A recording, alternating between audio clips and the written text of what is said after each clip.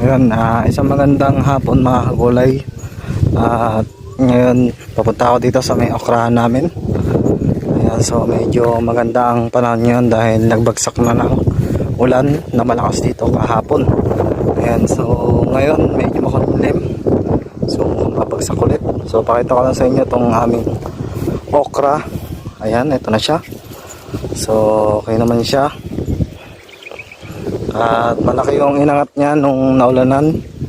So malapit-lapit na po itong maglabas ng bulaklak.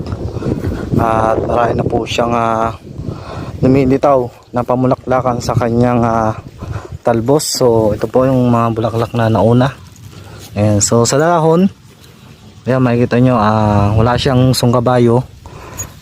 Sigurado mapapansin nyo din dito na halos makikita nyo sarado na yung daanan, pero meron kaming gagawin dyan mga kagulay, kaya